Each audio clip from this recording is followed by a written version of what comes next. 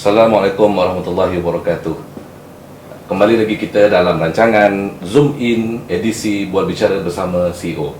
Alhamdulillah pada hari ini kita bersama dengan, saya boleh katakan, orang yang handsome, orang yang kau memang debom.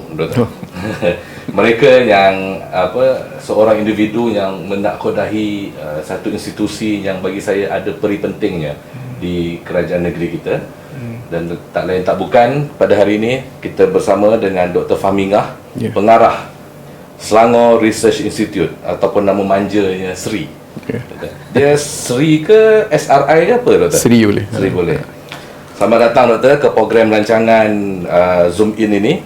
Dan terima kasih jugalah sebab menaja kita punya lokasi ini, Doktor. Okey, tak apa. Terima kasih. Selamat pagi semua. Atas kesibukan doktor, kan, masa Alhamdulillah kita dapat hari ini. Kita memulakan sesi kita buat bicara sebab mungkin ada rakan-rakan usahawan di luar sana, doktor, mungkin dia boleh menggunakan, kan, dia boleh tahu, oh, kerajaan negeri Selangor ada ini, dan kita boleh manfaatkan. Okey, doktor, mungkin untuk kali pertama ni, pusingannya pertama ini, mungkin doktor boleh memberi sedikit penerangan apa itu SRI Sri ini, kan, dan apa signifikannya kepada kerajaan negeri, apa signifikannya kepada rakyat khususnya, ataupun apa yang doktor nak terangkan. Ambillah wadah ini, wacana ini untuk menerangkan kepada khalayak. Sila, doktor. Baik. Terima kasih, Cik Azrul. Assalamualaikum dan selamat pagi semua. Sri ataupun Selangor Research Institute adalah pada ketika ini suatu unit di bawah Menteri Besar Selangor Pemerbadanan, dan dianya akan dikembangkan nanti sebagai sebuah institut on its own seperti mana ISIS di Persekutuan dan seumpamanya lah. Idea untuk menubuhkan Sri ini adalah diilhamkan oleh Yang Berhormat Datuk Seri Menteri Besar kita sendiri, yang saya rasa satu idea yang sangat baik, melihat kepada keperluan untuk sentiasa memacu negeri Selangor ke hadapan. Jadi fungsi dan objektif utama Sri ini adalah untuk pertamanya melaksanakan kajian dasar ataupun policy research lah yang disebut. Perkara ini amat penting kerana ada dasar-dasar sedia ada yang harus dilihat keberkesanannya, dan juga harus kita melihat kepada dasar-dasar baru yang akan bawa negeri Selangor ke hadapan. Objektif yang ketiga juga adalah untuk menjadikan Sri ini suatu platform pertukaran idea dan perkongsian idea di antara pakar-pakar luar, pihak swasta, para usahawan termasuk rakyat dan juga kerajaan negeri. Jadi betul, pegang taruh supaya kita ada satu forum dan platform yang dapat kita mendengar keperluan dan kehendak keseluruhan lah sebagaimana kita boleh bangunkan negeri Selangor ni secara bersama. Jadi itu tiga adalah objektif penubuhan Sri. Sri mandatnya dikeluarkan pada akhir tahun 2021 dan baru dioperasikan pertengahan tahun 2022. Jadi kita tak sampai setahun lagi setakat ni. Kita pun dalam proses masih lagi mencari tenaga kerja untuk kita penuhkan pejawatan di Sri. Maknanya, doktor, sebelum ini tiada satu institusi yang sebegini di negeri Selangor, ataupun dah ada, mungkin ada yang sebelum ini memegang role seperti ini cuma tidak mengkhusus dan sebagainya. Macam mana, doktor? Ada badan-badan yang melakukan kajian, ada yang tidak dimiliki sepenuhnya kerajaan negeri, ada juga badan-badan yang melakukan kajian khusus yang tidak dibuat oleh Sri. Jadi di Sri ini, satu, kita dimiliki penuh oleh kerajaan negeri Selangor, dan yang kedua, bidang kajian kita khusus kepada 5 bidang utama yang mencakupi ekonomi, pertanian moden, inovasi, kelestarian alam sekitar dan juga kesejahteraan sosial. Jadi kita merangkumi kelima-lima ni lah. Dan kalau boleh dilihat, mungkin ada badan-badan yang pengurusannya berbeza, mungkin dalam bidang yang sedikit lain lah daripada kita. Dan saya melihat SRI Sri ni, doktor, kadang-kadang kalau kami lah di luar sana macam agak signifikan dengan RS1 ni. Kan, doktor, kan, RS1 ni apa benda, doktor, sebenarnya? Okey. Mungkin boleh betul. Doktor? Saya suka point Cik Azrul tu sebab SRI dengan RS1 abjad ni tu lebih kurang sama, kan. Itu saya pun tak tahu lah sama dia direka ataupun tak sengaja, kan. Tapi betul, tugasan utama kami buat masa ini adalah untuk memastikan perjalanan rancangan Selangor 1. Rancangan Selangor 1 ni adalah rancangan pembangunan Kerajaan Negeri Selangor yang mempunyai 261 inisiatif untuk menjadikan Selangor negeri yang lebih makmur, pintar dan berdaya huni pada tahun 2025. Jadi dari segi pelaksanaan inisiatifnya dia 5 tahun saja. Dia sepatutnya mirror apa yang berlaku di Persekutuan, iaitu rancangan Malaysia ke-12. Jadi dulu ada sedikit isu penyelarasan di situ kerana hala tuju sedikit beza, tapi sekarang ni lepas perubahan kerajaan di Persekutuan, saya rasa untuk ke depan penyelarasan lebih baik akan dilakukan, dan kita telah dengar pengumuman baru-baru ni daripada Yang Amat Perdana Menteri Malaysia sendiri telah mengumumkan pembangunan pelabuhan yang ketiga di Selangor. Jadi itu satu pelaburan dan pembangunan infrastruktur yang besar yang boleh dilakukan apabila ada penyelarasan dan keserasian di antara kerajaan negeri dan kerajaan persekutuan. Jadi ini berita baik untuk rakyat negeri Selangor lah, saya rasa. Jadi balik pada RS1 tadi, 261 inisiatif yang merangkumi ekonomi, kesejahteraan sosial, kelestarian alam sekitar dan juga governance yang amat penting, tadbir urus kerajaan negeri yang lebih baik. Jadi dalam tu banyaklah inisiatif yang akan dilaksanakan oleh agensi. Kami diamanahkan untuk membantu menyegerakan pelaksanaan tersebut. Maknanya dari segi pemantauannya, dari segi melihat kepada gap pelaksanaan, sama ada memerlukan dasar baru atau tidak untuk kita laksanakan. Jadi ruang-ruang yang sebegitulah yang kita lihat.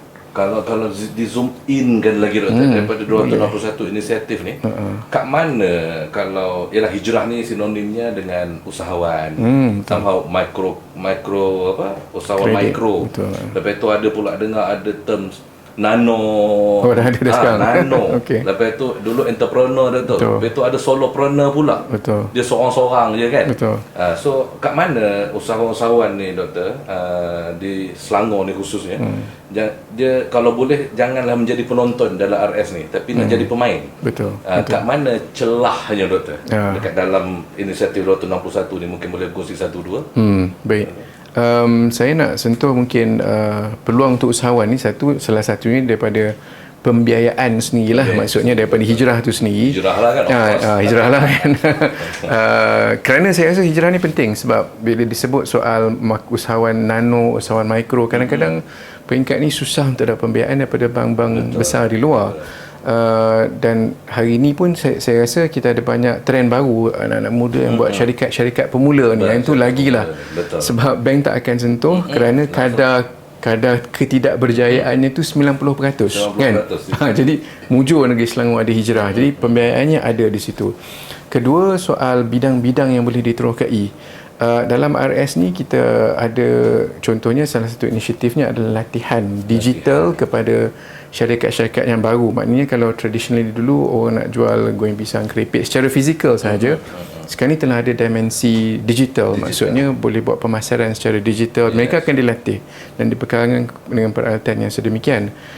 Tapi di peringkat seri ini saya melihat kepada pembukaan ruang-ruang dan peluang-peluang yang lebih baru yang tidak ada lagi. So contohnya baru ni, kalau kita dengar di Persekutuan telah ada pelaburan besar oleh Amazon Web Services daripada Amerika Syarikat, 25.5 bilion dalam tempoh masa 15 tahun. Besar kek tu.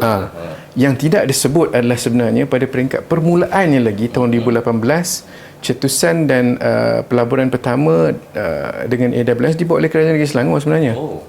Kita always pioneer, kita cuba teknologi baru ni sebab dia adalah satu teknologi baru yang akan mengupayakan usahawan-usahawan muda yang nak bergiat dalam bidang tech. Jadi dia ada komponen-komponen teknologinya yang boleh kita cantumkan untuk buat sesuatu aplikasi sebagai contoh kan, dan menerokai bidang-bidang baru seperti big data dan sebagainya. Saya rasa inilah tahap dan kategori dan sektor usahawan yang harus kita bangunkan berbanding dengan yang sebelum-sebelum ni. Undoubtedly macam pertanian pun saya rasa banyak disebut di negeri Selangor nanti. Contohnya dalam program ada satu sendiri, Sabak Bernam yang Cik Azrul biasa kan.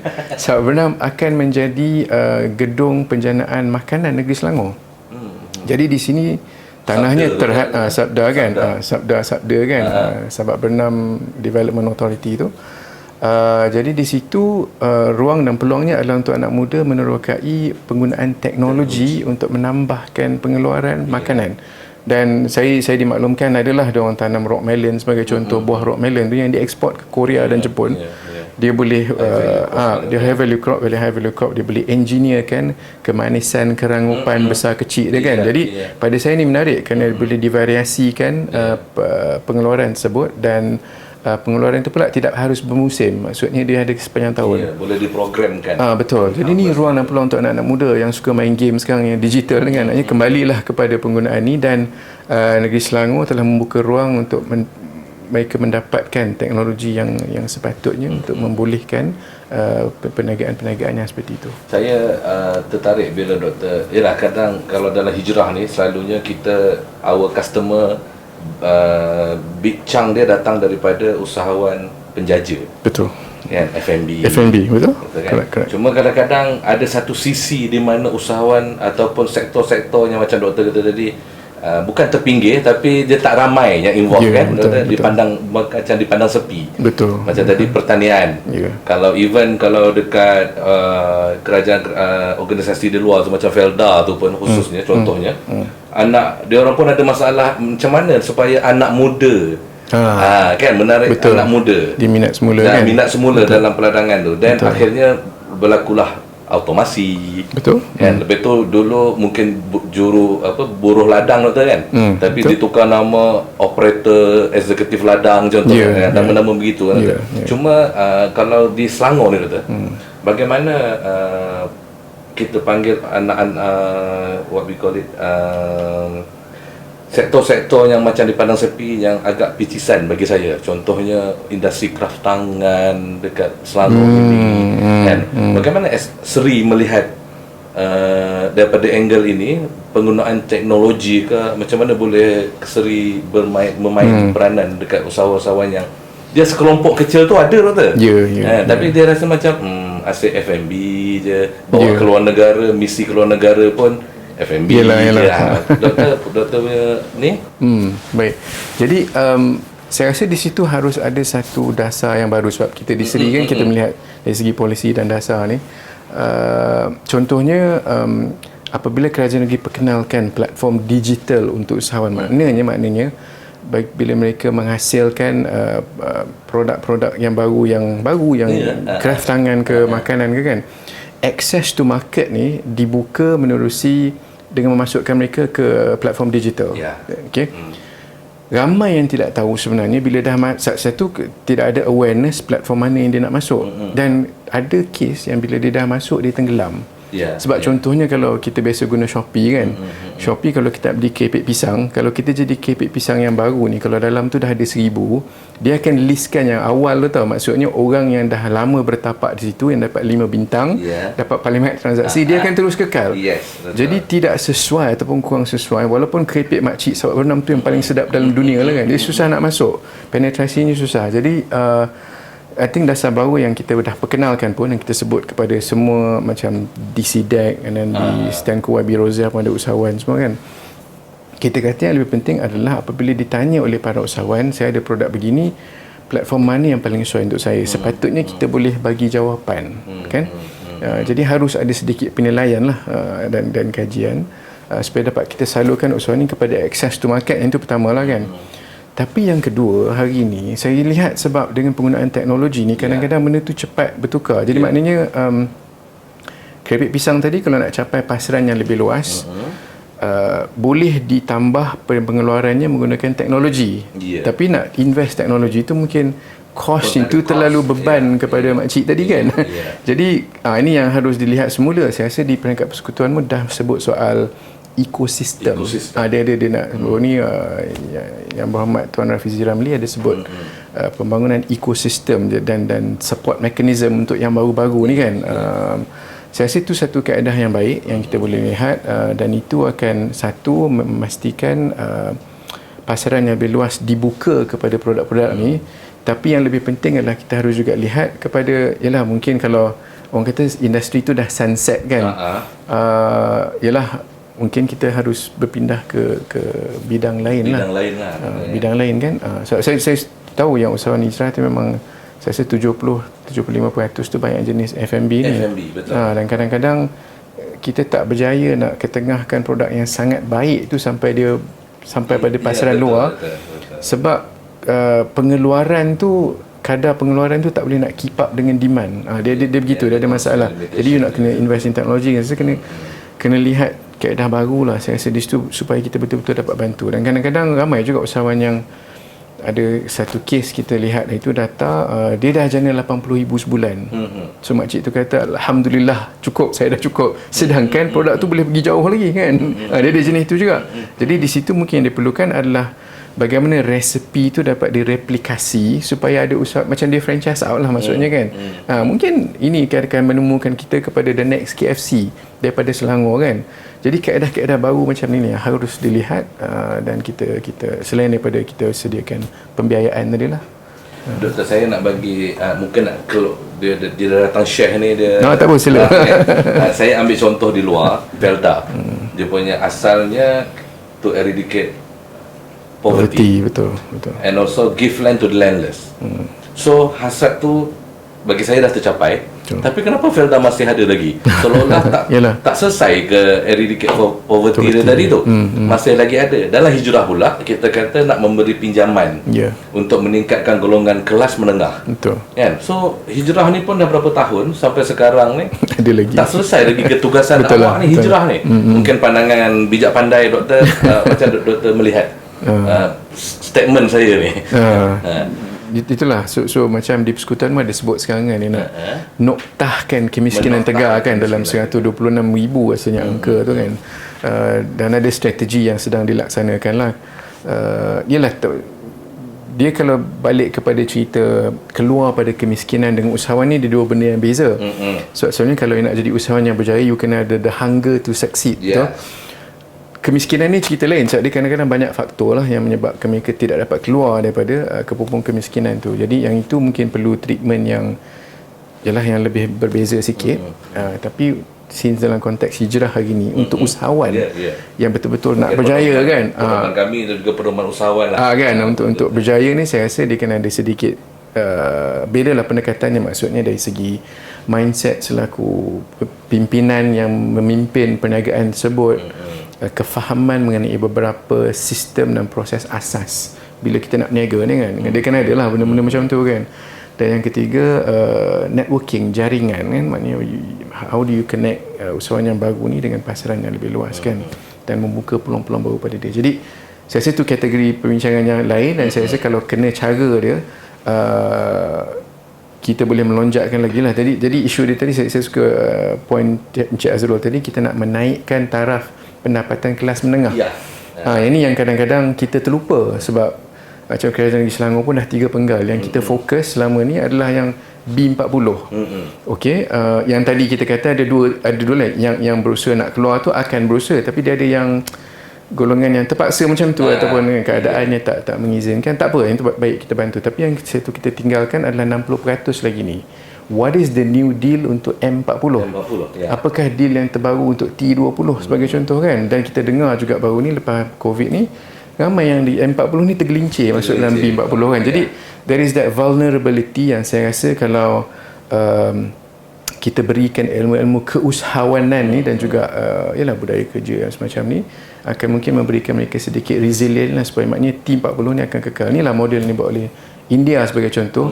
Modelnya adalah kita besarkan M40 ni, the middle class yang vulnerable ni, dengan memberikan mereka peluang-peluang pekerjaan yang lebih mampan. Kerja hijrah ni tak habis lah doktor. Saya rasa kerja tu maknanya pahala you tak habis lah. Begitulah. Saya nak bantu orang tak betul. Bayangkan dia kerja ni kadang-kadang noble. Macam saya dulu daripada korporat kan, kalau saya nak gaji besar, pangkat tinggi, saya pergi keluar dari kerajaan lah kan, kita berniaga sendiri. Tapi dalam ni saya rasa kadang-kadang kalau kita tengok benda yang tidak nampak tapi sebenarnya memberikan kepuasan yang lebih. Contohnya macam kami di Seri, satu dasar yang baik mungkin dapat menyentuh berpuluh ribu orang. Kan daripada kita buat satu produk secara perniagaan di luar, yang hanya dollars and cents lah kan. Jadi lebih murni lah. Saya rasa di hijrah you lebih banyak peluang macam itulah untuk berbuat bakti. Doktor, mungkin tadi bila doktor ada bagi penerangan tadi, SRI ini, Seri ini di bawah mungkin satu entiti di bawah MBI, Selangor, betul. kemudian kita dalam towards ke arah macam standalone dan sebagainya kan. So kat situ saya nampak doktor menerajui seri ni dari satu tapak ke satu tahap. Maknanya macam mana signifikan ataupun usahawan boleh mengadaptasi cara kerja doktor ni menakhodahi seri ni, mengetahui menerajui seri ni supaya mungkinlah usahawan boleh ambil sedikit tips. Kalau petua tak sedap. Betul lagi pemuda. Maaf. Baik. So mungkin di seri ni produk dan perniagaan kita sebenarnya adalah untuk membentuk dan menjanakan harta intelek. I think it's intellectual property kan, sebab dia dasar, dia perlukan kajian, dia perlukan bermain dengan data, interpretasi data dan juga mencadangkan perkara tersebut. Kalau di luar kita panggil macam konsultan lah, begitulah. Jadi kalau ada usahawan yang berminat dengan model yang semacam ni, saya rasa yang perlu mungkin kita boleh kongsikan sikit lah cara dan bagaimana kan. Jadi satunya untuk memastikan atau mengukuhkan seri supaya boleh deliver objektif tu tadi kepada kerajaan negeri. Saya rasa yang paling penting adalah our human capital. Maknanya tenaga sumber manusia ni yang kena kita bawa masuk, kita didik dan bentuk, dan kita kena kekalkan budaya itu supaya sebab tak ramai orang yang suka nak buat kajian, yang suka bermain data kan. Sebab kajian ni dia tak boleh dipaksa-paksa, you kena ada the passion kan. Tapi kalau you buat pun kadang-kadang tidak boleh lurus dan hanya fokus pada satu bidang kan? Dia kena ada flexibility begitu. Susah nak cari orang sebenarnya. Tapi nak bentuk satu budaya dan sistem di dalam seri yang melahirkan dan mengekalkan kuasa intelek yang semacam tu, itulah cabaran saya buat masa ni lah kan. Dan saya melihat pada kerangka lebih besar, kalau kita dapat wujudkan budaya tersebut, maknanya untuk negeri Selangor ni, Tuan, saya rasa rakyat negeri Selangor ni kelebihan dia adalah dia pintar. Negeri Selangor ni saya rasa kalau kita kira kekuatan intelek penduduk per kilometer persegi, dia paling tinggi lah saya rasa. Ada disokong data lah tu doktor. Itu sudah pasti, sebab kalau kita kira dari segi institusi pendidikan saja kan, universiti itu yang tertiary ni dekat sini paling banyak. Betul. Dan peluang pekerjaan yang tinggi pun banyak di negeri Selangor berbanding negeri-negeri lain. Jadi kita tak ada tanah yang lebih, kita tak ada minyak dan gas kan. Jadi inilah intellectual capital yang kita ada, dan kalau kita dapat bentuk satu saluran, maksudnya untuk rakyat Selangor yang nak bantu state balik lah, mungkin dia dah kaya ke apa, dia nak balik pada state, ada saluran dan ruang tersebut. Maknanya yang mana tenaga kerja yang punya intelek yang tinggi ni boleh masuk dan boleh berbakti balik kepada kerajaan negeri. Ini yang kerajaan negeri perlukan. Sebab kerajaan negeri, kerajaan selalunya dia terkekang dengan pengoperasian. Maksudnya they have the day to day things to run kan. Jadi nak memikirkan ke depan ni, kebanyakan negara lain dia dah cuba kaedah dia kena bentuk benda yang baru ni untuk memberikan sikit hala tuju lah. Dan saya rasa dari situ there should be that nice funnel for the intellectual capacity di Selangor ni to work and further develop lah dalam negeri Selangor sendiri. Makna kalau usahawan tu dalam organisasi usahawan tu sendiri, dia kena, pertama poin yang nombor satu tadi tu, human capital tadi tu. Betul. Dia punya pekerja dia. Betul. Kemudian dia kena ada rasa kena berinovasi. Dia kena tiruvasi, okey tak doktor? Tiruvasi boleh start macam tu dulu lah. Boleh tiru dulu kan. Orang panggil reverse engineer kan. Boleh. So tadi betul lah, human capital penting, dan itu untuk pengekalan mana-mana perniagaan pun. So, ramai kan start dengan kawan-kawan, lepas tu dah pandai sikit pecah, buat dua perniagaan yang sama, buat produk yang sama pula tu, lepas tu compete dua-dua mati kan. So tak bagus lah begitu kan. Saya rasa itulah dia pembudayaan, bagaimana kita nak pastikan tenaga kerja tu rasa suka nak datang kerja dan dia rasa dia ada tujuan dia datang kerja. Itu cabaran lah. Macam saya di peringkat saya sebagai pengarah, itu cabaran saya hari-hari lah. Bagaimana, how do you keep them interested in the job and to push the boundaries further kan. So yang tu yang pertama tadi lah, ada dari segi human capital tadi. Yang kedua yang inovasi tu pula, yang tu pun harus ada satu budaya. Sebab kadang-kadang inovasi ni banyak orang lupa. Dia ingat inovasi ni adalah satu yang you either have it or you don't. Sebenarnya dia boleh dilatih. You boleh dilatih untuk innovate. So contohnya saya nak buat ni Thomas Edison kan, bila dia cipta bulb yang pertama, mentol yang pertama. Tahu tak kita mentol yang menyala akhir itu adalah mentol yang ke-1001. Lagi ke berapa? 1001. Maknanya dia dah gagal 1000 dah. Tapi tak cerita yang tu. Bila dia dapat buat tu, dia jadi kaya kan. But imagine kalau kita nak go through proses tu, nak dapat yang ke-1001 tu, maknanya your mental state, you kena, stamina kena kuat lah kan. Maknanya jatuh, buat balik, buat lagi kan. So I think kena ada that part, and that is what is required kalau kita nak lahirkan tenaga kerja yang berinovatif lah kan. I think and the environment tu kena betul. Jadi macam kita di Seri, kita pakai kaedah 80-20 lah. Wah, apa tu kan? So 80 komisen tak. Itu bukan apa yang cerita 3 Abdul kan. 3 Abdul bukan 20%. Bukan kan. 80-20 tu sana. So kalau kita ada 100 jam kerja, 80% jam kerja staff di Seri ni dia akan dedicate kepada kerja hakiki lah, tugasan Tapi kita bagi ruang 20% lagi untuk dia mencuba dan meneroka bidang yang dia nak. So bidang tu mungkin puisi, mungkin bidang tu mungkin saya minat macam nak buat benda online. Kita bagi ruang. Dan kemudian setiap minggu kita buat juga sesi perkongsian. Maksudnya kita letak you atas pentas dengan staff. You ceritalah apa yang nak cerita, inovasi baru ke, apa yang you jumpa daripada yang 20% tu tadi lah. Jadi ni akan mewujudkan satu environment yang mana orang selesa dengan bertukar-tukar dan berkongsi idea. Sebab dia kena mula macam tu dulu. Dia kena start with comfortable with ideas and wacana kan orang panggil kan. Selepas tu nanti when you get the good ideas, macam mana you nak implementasikan kalau ada ruang di situ lah. Jadi maksudnya tadi balik pada inovasi, saya rasa itu boleh dilatih, tapi perlu ada satu environment yang betul lah untuk kita buat tu tadi. Doktor setuju ke dengan, sebab saya tadi sampai jemput doktor tadi, saya tengok banyak buku kan doktor. So bacaan ni adakah menjadi satu kewajipan ataupun co-curriculum lah kepada usahawan, selaku curriculum activities dia. Usahawan-usahawan ni ialah mana kalau kita kata kita kena banyak membaca, kita tengok strategi di luar sana. Aku mana sempat. Yelah. Mana aku nak berniaga lagi. Banyak kerja lagi lah aku nak buat ni. So kalau doktor boleh, apa pandangan doktor pasal budaya membaca kan untuk khususnya dalam seorang businessman, perniagaan, berniaga ni, macam mana doktor? Saya rasa yang membaca itu satu cara lah. Tapi yang lebih penting adalah to keep abreast with information. Maksudnya you sentiasa mendapat maklumat baru kan. Jadi macam saya pun di peringkat pengarah ni tak banyak masa nak baca buku-buku ni, betul. Tapi apa yang saya buat, saya ambil buku tu, saya bagi pada staff junior supaya dia baca dan dia cerita balik. Maknanya sesi tadi kita kongsi balik kan, bedah buku kan. Jadi dengan cara tu kita dapat, yelah buku tebal ni gist dia like 2-3 point kan contohnya kan.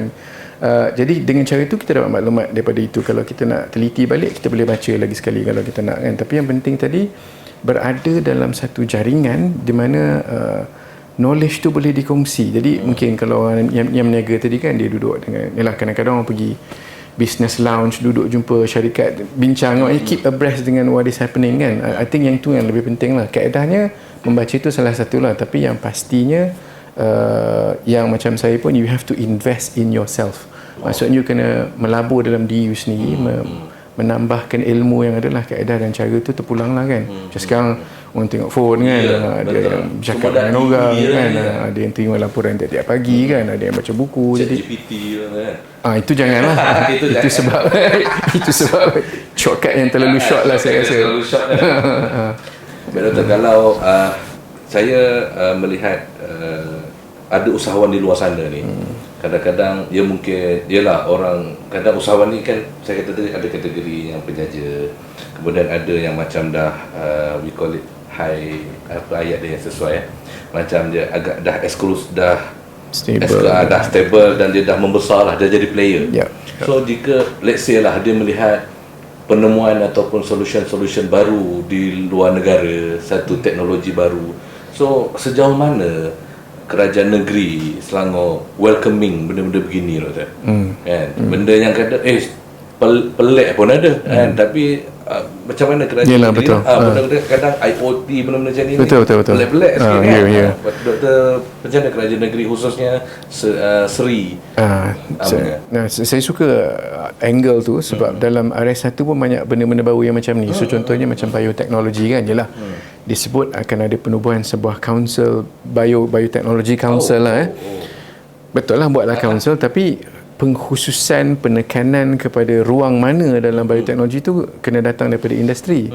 So saya cadangkan begini, maksudnya kalau ada yang orang yang entrepreneur yang jumpa teknologi baru daripada luar yang nak dibawa masuk ke sini, rujuk pada RS1, dokumen tu terbuka online, ada kena tak dengan mana-mana institut? Kalau ada kalau ada kena kan, macam bioteknologi tadi kan contohnya kan, kita boleh temukan dia kepada, dan kita boleh facilitate mereka ke council tu, dan dalam tu ada macam Invest Selangor yang akan sediakan insentif semua kan, yang akan bantu mereka memulakan perniagaan tersebut. So saya rasa itu cara yang paling mudah lah yang saya boleh cadangkan di sini. Dan dia tak bukan saja kepada teknologi sebegitu tau. Ada satu trust yang disebut trust sustainability.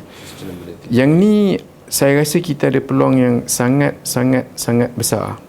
Sebab kalau berbanding dengan negara China kan, China they are going through industrialization kan. Jadi bila dia sebut soal net zero carbon kan, kurangkan pelepasan karbon, dia lambat sikit sebab kalau you tutup kilang you dan jatuhlah ekonomi kan. Jatuhlah ekonomi.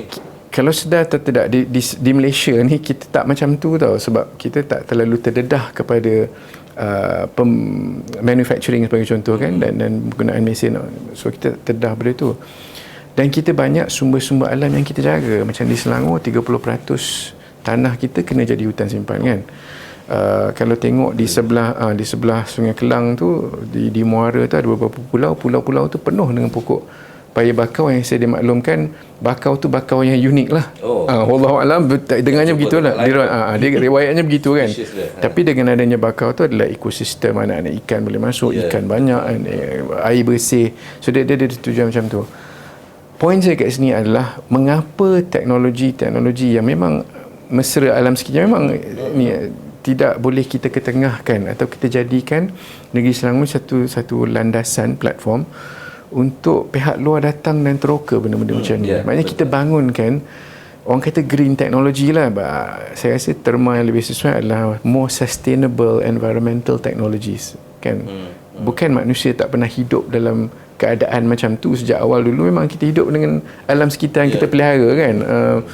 Jadi hari ini sebenarnya Malaysia dan Selangor ada peluang tersebut yang boleh kita teroka. Jadi this is a completely new industry yang sangat diperlukan, dan kita tahu pada tahun 2030 akan dimandatkan syarikat-syarikat usaha ni kena ada sertifikasi SDG lah, kalau pernah dengar kan, SDG kan. Jadi mungkin inilah masa dan ruang dan peluang ni untuk kita teroki bidang yang baru ni. Macam maksudnya kita boleh cakap tadi kerajaan negeri Selangor ni memang buka pintu seluas-luasnya kepada usahawan di luar sana yang mungkin boleh menjadi pemain industri new teknologi ni kan, Doktor. Kita maksudnya kerajaan negeri Selangor ni kita kata sangat mesra peniaga, usahawan lah. Betul. Kita boleh kata begitu. Betul. So dia ada, saya rasa itu sangat betul, dan saya rasa dari segi peluang yang dibuka dan juga pembiayaan dengan cerita hijrah tadi tu sebagai contoh kan. Ekosistem tu komplit dah. Tapi dia ada satu, saya rasa yang lebih berani oleh kerajaan negeri Selangor ni, dia ada dia berani masuk dulu. Maknanya ruang, kalau kita masuk ruang industri sektor yang baru ni kadang-kadang berisiko sebab kita pemula kan. Betul. Dan pasaran tu belum dibentuk dan sebagainya, tapi kerajaan ni berani masuk dulu. Maknanya bukan untuk to crowd the business community, tidak. Tapi untuk membuat cetusan yang dulu, maksudnya dengan pembentukan GLC yang sepatutnya, dan selepas tu dia akan serah kepada bisnes lah to take over, dan kita boleh exit. Sepatutnya begitu. Maknanya kerajaan ni we are an enabler of new ecosystems lah. Sebab kadang-kadang ruang tu ialah kalau swasta nak buat sendiri, dia tertakluk ialah regulasi, polisi dan sebagainya kan. So mungkin kena masuk dululah. So saya kata ada dimensi itulah di dalam kerajaan Islam yang saya sini nampak dalam MBI dan anak syarikat dia, ada cetusan-cetusan yang sebegitulah. Saya teringat ada guru saya kata lah, dia kata Azrul, kalau durian ni wujud dekat US, dia kata dah lama dah ada alat cara memilih durian yang terbaik. Kita kat Malaysia masih lagi goncang kata cium tengok dekat buntut. Betul lah. Kan? So nak beritahunya kadang-kadang pembudayaan ataupun kita boleh kata tak keterlaluan ke saya kata mindset orang Malaysia ni macam selesa sebegitu ke kan? doktor punya rasa, adakah kerajaan yang kena ambil tanggungjawab itu berbanding rakyat ni? So yelah, dia budaya kan. Basically dia budaya. Macam juga tadi durian, cerita durian kan, yang nak ketuk cium tu. Lepas tu dia kata yang ni turun temurun, ayah saya ajar kat saya, betul, atuk saya ajar pada ayah saya kan. Jadi dia begitu kan. Kalau habis rantaian tu habislah, rugilah kan. Sama juga macam yang F&B tadi, dia masak, dia kata sedap, ni air tangan saya kan. Sebenarnya kalau diteliti kan, orang boleh buat sambal nyet tu semua kan, ya. Sebab dia ukur tau kandungan gula guna apa, cili mana guna kan, ada beza dia. Dan bila kita, the point is kat sini, kalau di barat dia akan science up proses tersebut. Sebab yang penting pada dia adalah dapat satu produk sedap yang boleh kita keluarkan di pasaran dengan cepat, dengan besar, dengan luas. McDonald tu sekeping daging je kapit dengan roti kan, tapi satu dunia pakai. Betul. Tapi kenapa hari ni tak ada lagi yang boleh tandingi perniagaan tersebut kan, resepi tersebut. KFC super kan, ayam gunting yang budak-budak universiti saya rasa mungkin ada yang lebih sedap, tapi tak boleh nak compete dengan KFC. Ayam goreng sama, tepung sama. Jadi bila kita tak ada pemikiran yang kritikal macam tu, maksudnya kita tak science up and quantified. So, saya dulu training sebagai engineer kan, jadi kita kena sukatan tu kan. Dan kalau sebenarnya kalau tengok buku resipi pun nak masak ni, dia kena sukatan tu kena betul kan. You have to get the right sukatan for the right taste and flavour kan. Yang tu tak dibuat. So kita banyak rely kepada turun-temurun tradisi dan sebagainya. Saya rasa kena ada perubahan lah dari segi tu kan. Bila dunia dah besar kan, macam tadi sebut durian, saya teringat masa saya di Guangzhou. Di Guangzhou ni macam port city di China lah kan. Sebut durian, kita pergi dekat expo tu, biskut durian ada, kerepek durian ada, kerepek durian tau, aiskrim semua durian kan. Kalau kita balik kat sini, like buah tu je lah kan, tak ke mana kan. Di sana dah sampai peringkat macam-macam yang menggunakan durian. Okey, dia tak boleh nak come up dengan resepi. Saya rasa tak lama lagi mungkin dia akan figure out resepi tanah yang macam mana, iklim yang macam mana untuk rasa durian yang macam mana. Kalau dia boleh buat macam tu, kita dah hilang competitive edge lah kan. So itu yang saya rasa masalah dengan Felda dan sebagainya. Mungkin masalah-masalah macam tu sebab kita kata tanah kita je boleh buat kelapa sawit. Bila Indonesia tebas hutan buat lebih lagi, dan kita dah menggelabah, dah tak ada dah kan. Jadi tak boleh. Saya rasa kita kena science up the formulation tu betul-betul, dan kemudian itulah tadi dah ada resipi. Kalau kita dah selesai, kita franchise out. Macam tu lebih besar, boleh besar ni lebih cepat lah saya rasa. So itulah kawan-kawan, bayangkan banyak peluang kerajaan negeri ni bagi. Saya selalu sebut, kalau untungnya jadi rakyat Selangor ni, daripada lahir je kamu hari itu, kamu telah mendapat dah bermulalah kamu mendapat manfaat dan juga you enjoy your facility sebagai rakyat Selangor sampailah ke liang lahat. Betul, insya-Allah. Kan, kalau kita buat journey dia tu memang sangat hebatlah perjalanan sebagai rakyat Selangor. Betul. So untuk mungkin pengakhirannya lah doktor kan, kata-kata semangat, ataupun saya boleh kata petua, sebagai ayat bicara ayat-ayat hikmah yang mungkin boleh berkongsi dengan usahawan kami di luar sana tu, dan daripada seorang doktor yang kacaknya handsome, kau memang debom. Apa yang doktor mungkin boleh kongsi kepada khalayak lah, untuk menjadi pedoman kepada hijrah, kepada especially dan juga kepada senarai usahawan lah, kawan-kawan peniaga kita di luar sana tu doktor. Betul. So saya rasa untuk para usahawan di luar sana yang mana yang dah mulakan usahawan tu, tuan-tuan dan perempuan semua dah ada keberanian. Saya rasa keberanian tu harus you teruskan, kuatkan iltizam dan teruskan usaha yang baik tersebut. InsyaAllah akan berjaya, dan jangan lupa doa kepada Tuhan lah, insyaAllah. Baik. So itulah dia. Alhamdulillah kita selesai, kita dah berada di penghujung ya doktor. Kan, kita sama-sama kita doakan rakan-rakan usahawan kita di luar tu terus maju jaya dan enjoy berniaga, kena enjoy, kena enjoy. Dan saya ingat ada seorang lagi guru mengatakan, ingat Allah, ingat keluarga. Betul. Kan, pelihara keluarga, insya-Allah perniagaan kita tu akan lebih maju dan berkembang, insya-Allah. Terima kasih kepada doktor atas perhargaan menerima kami kan, menerjah bilik doktor pada hari ini atas facilities. Terima kasih atas facility yang diberikan. Kita berjumpa lagi di hari dan waktu yang lain. Terima kasih. Assalamualaikum. Assalamualaikum.